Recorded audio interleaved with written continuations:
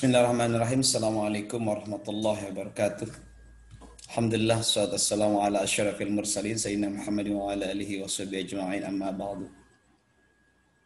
Para penuntut ilmu, para mahasiswa yang dirahmati Allah SWT, pada kesempatan ini kita akan mendiskusikan terkait dengan keutamaan menuntut ilmu pengetahuan. Ada di masyarakat sekalian, kita sekarang berada dalam sebuah majelis, yaitu majelis ilmu. Semua aktivitas kita, ketika kita berniat untuk belajar, menuntut ilmu, baik itu ilmu agama maupun ilmu pengetahuan umum, yang tujuannya adalah untuk kehidupan kita lebih baik, masa depan kita untuk yang masa depan lebih baik, untuk bangsa, negara, dan agama kita lebih baik. Itu semua adalah bernilai ibadah di sisi Allah SWT. Baik, untuk memulai paparan saya hari ini, saya akan menayangkan slide yang mudah-mudahan bisa membantu memudahkan pemahaman terkait dengan topik kita hari ini. Ada di masyarakat sekalian, berbicara tentang keutamaan dari menuntut ilmu pengetahuan. Rasulullah SAW bersabda, saya akan mengawali pembahasan pada saat ini dengan membacakan atau mengutip hadis dari Nabi besar kita Muhammad SAW. May yuridillahu bihi khairan yufaqihu fiddin. Artinya, barang siapa yang Allah inginkan kebaikan padanya, niscaya Allah akan menjadikannya paham dalam masalah agama. Ada di masyarakat sekalian, hadis ini menjelaskan kepada kita bagaimana Allah SWT yang maha segalanya, yang memiliki ilmu ibarat lautan, dan kita adalah tetesan air dalam lautan.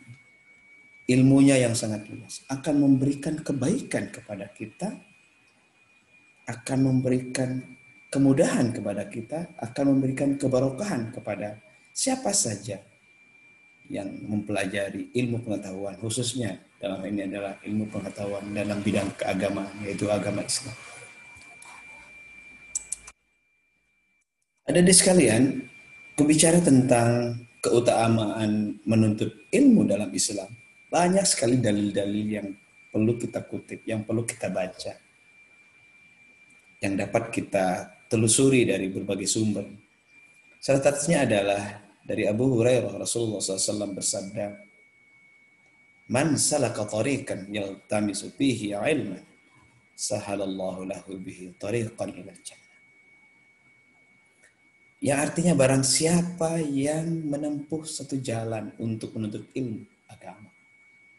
Di sini disebutkan ilmu agama.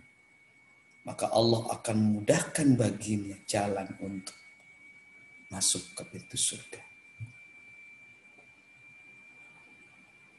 Dari hadis ini kita sangat bisa menarik kesimpulan bahwa orang yang menuntut ilmu, khususnya ilmu agama, akan dimudahkan oleh Allah SWT untuk masuk ke surganya Allah. Akan dimudahkan jalan untuk menuju surganya Allah SWT. Ini adalah salah satu dari sekian banyak keutamaan bagi orang-orang yang menuntut ilmu agama khususnya. Membuka jalan bagi kita, memberikan jalan kepada kita untuk menuju surga yang diciptakan, yang disediakan oleh Allah SWT. Banyak sekali yang lain yang merupakan keutamaan dari menuntut ilmu pengetahuan. Adik-adik sekalian. Ada beberapa yang akan kita bahas hari ini. Yang pertama, orang yang menuntut ilmu salah satu keutamaan dari orang yang menuntut ilmu dari sekian ratus keutamaan lain akan dikecualikan dari laknat Allah SWT. Orang yang menuntut ilmu akan dikecualikan dari azab Allah SWT. Rasulullah SAW bersabda, ketahuilah sesungguhnya dunia itu dilaknat dan dilaknat apa yang ada di dalamnya kecuali zikir kepada Allah dan ketaatan kepadanya, orang yang berilmu dan orang yang mempelajari ilmu. Nah, ini kita masuk dalam kategori yang ketiga, yaitu orang yang sedang mempelajari ilmu. Dan hari ini kita sedang mempelajari ilmu agama. Apalagi keutamaan menuntut ilmu ada di majelis sekalian. Itu yang pertama. Yang kedua, keutamaan lain dari orang-orang yang menuntut ilmu adalah sesuai dengan hadis Nabi Muhammad SAW, didoakan. Orang yang menuntut ilmu sampai ikan pun ikut mendoakan. Saking senangnya terhadap orang yang menuntut ilmu. Rasulullah SAW bersabda, sesungguhnya Allah SWT, para malaikat, penghuni langit dan bumi, hingga semut di lubangnya, bahkan ikan di lautan, benar-benar akan bersolawat, mendoakan kebaikan bagi orang yang mengajarkan kebaikan atau ilmu agama kepada manusia. Ini keutamaan kedua. Jadi malaikat dan penghuni langit dan bumi, semut, bahkan ikan ikut bersolawat, mendoakan kepada mereka yang menuntut ilmu. Itu keutamaan yang kedua. Keutamaan yang ketiga, orang yang menuntut ilmu itu dikategorikan sebagai bagian dari jihad fisabilillah. Syekh Muhammad bin Shalih Al-Utsaimin rahimahullah berkata, menuntut ilmu adalah bagian dari jihad di jalan Allah karena agama ini bisa terjaga dengan dua hal. Dengan ilmu dan dengan berperang. Jadi dengan menuntut ilmu ini kita udah masuk kategori orang yang berjihad. Jadi yang namanya berjihad itu bukan hanya sebatas berperang, bawa senjata, melawan musuh. Bagi kita sebagai pembelajar, sebagai mahasiswa, kita menuntut ilmu ini juga bagian dari jihad kepada Allah SWT. Dan nilai pahalanya insya Allah akan bernilai pahala jihad. Insya Allah SWT. Lebih jelas lagi disebutkan bahwa kepergian orang yang menuntut ilmu pengetahuan disamakan dengan orang yang sedang jihad fisabilillah tadi.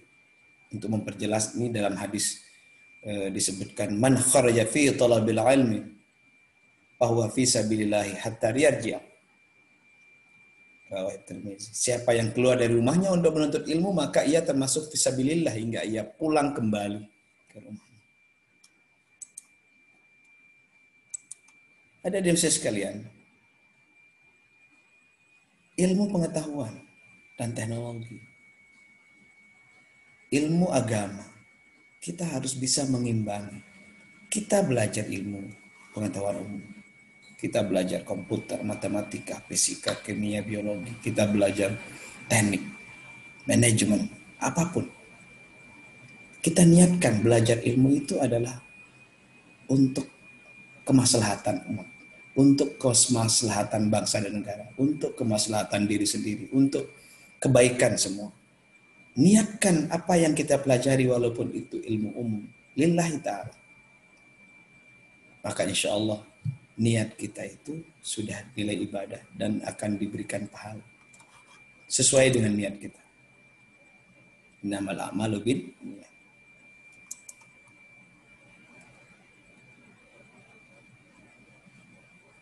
Ada yang lain lagi tentang keutamaan ilmu ada di masyarakat sekalian.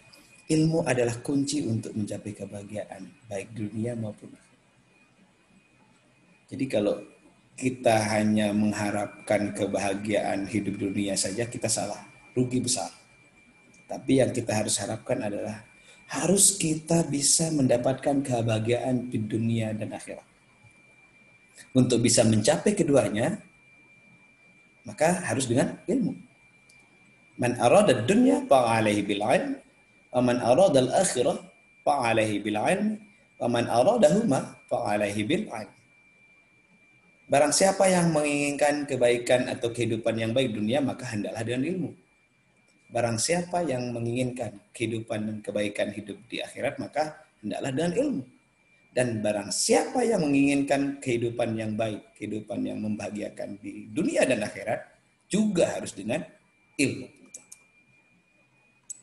Jadi kalau niat untuk hanya sekedar bisa hidup mewah, bisa kaya raya di dunia, kemudian menghiraukan atau melupakan akhirat, tentu kita rugi. Karena kehidupan yang abadi sesungguhnya adalah kehidupan di akhirat.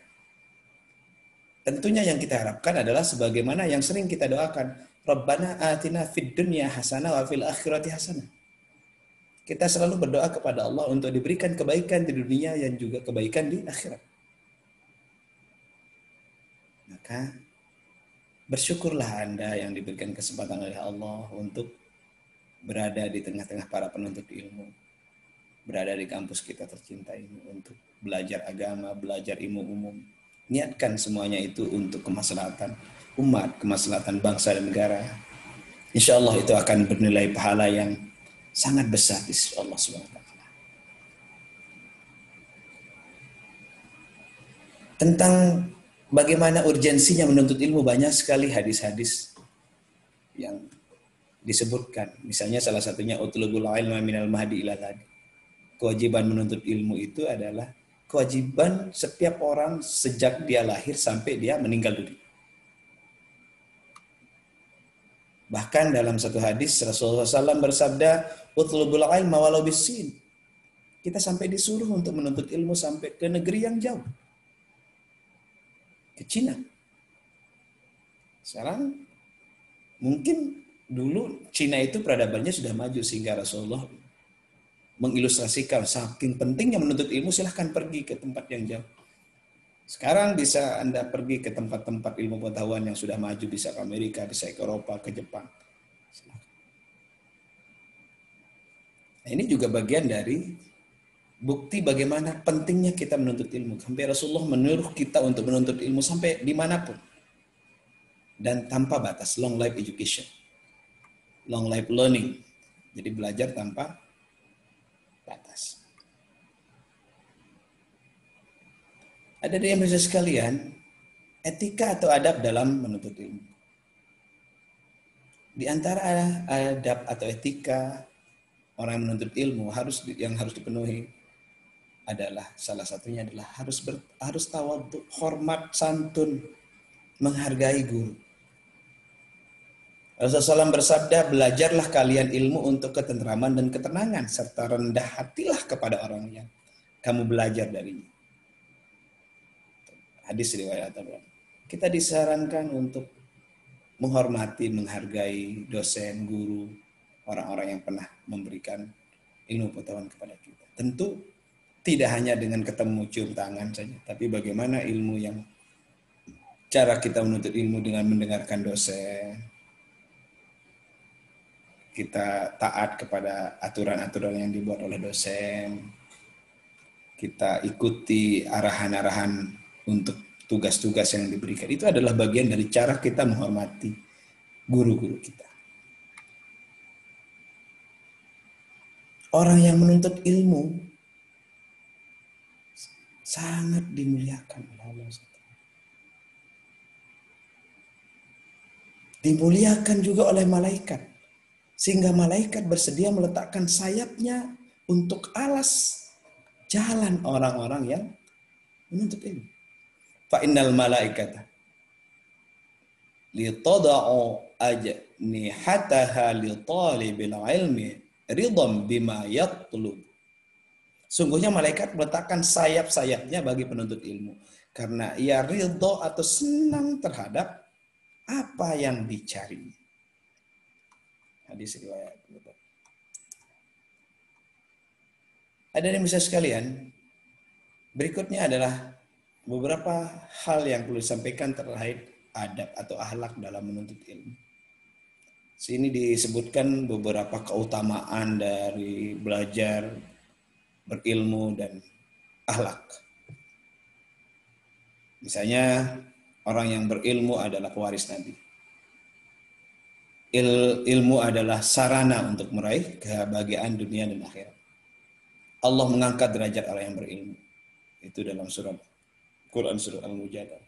Menuntut ilmu wajib. Hadis Rasulullah SAW. Terus bagaimana? Atau apa yang harus kita lakukan dalam menuntut ilmu? Yang pertama adalah dalam menuntut ilmu bukan untuk mencari kedudukan dunia dan puji-pujian. Niatkan menuntut ilmu karena mencari ridha Allah SWT. Dan niatkan menuntut ilmu adalah sebagai ibadah pada Allah SWT. Rasulullah SAW bersabda, barang siapa yang menuntut ilmu hanya untuk berlomba-lomba mendebat para ulama atau fuqaha, atau untuk menarik perhatian orang, biar digagumi, dihormati, diakui, maka Allah akan memasukkannya ke dalam neraka. Hati-hati. Barang siapa yang menuntut ilmu, niatnya adalah supaya orang kagum padanya, supaya dipuja-puji orang, supaya orang wah dengannya. Allah mengatakan akan Allah masukkan orang yang punya niat seperti itu ke dalam neraka. Tapi sebaliknya bagi mereka yang berniat menuntut ilmu karena mencari ridha Allah SWT, barang siapa yang menuntut ilmu dengan berniat bukan karena Allah, maka hendak ia menyediakan tempatnya dalam neraka. Kalau kita punya niat menuntut ilmu bukan karena Allah, tempat kita di neraka. Karena itu, begitu kita mulai belajar, maka niatlah apa yang kita belajar lillahi ta'ala. Niatlah menuntut ilmu itu sebagai bagian dari ibadah. Insya Allah benar ibadah. Kesimpulannya ada di masa sekalian. Jadi menuntut ilmu adalah kewajiban setiap kita.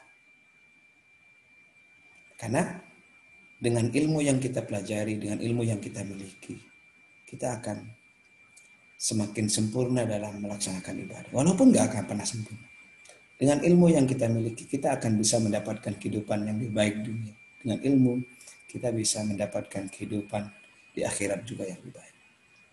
Dengan ilmu, kita akan banyak mendapatkan keberkahan. Dengan ilmu yang kita miliki, kita bisa banyak membantu orang. Investasi ilmu yang tidak akan pernah habis. Investasi yang tidak akan pernah hilang adalah investasi ilmu pengetahuan. Semakin kita amalkan ilmu kita, semakin kita banyak pelajari ilmu itu, semakin banyak rasanya kekosongan yang kita miliki.